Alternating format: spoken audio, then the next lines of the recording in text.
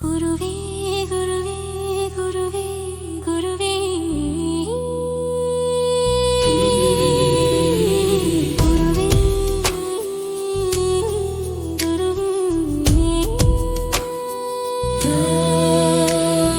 குருவே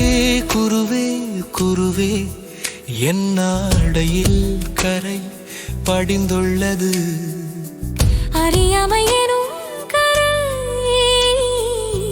பல இடங்களில் துவைத்தும் போகவில்லை போகவே இல்லை ஞானம் என்ற சோப்பை அழியுங்கள் குருநாதா 5 தத்துவங்களாலானது இந்த உடல் 3 குணங்களால் கட்டப்பட்டது இது என் பிறந்த அகத்திலிருந்து கிடைத்தது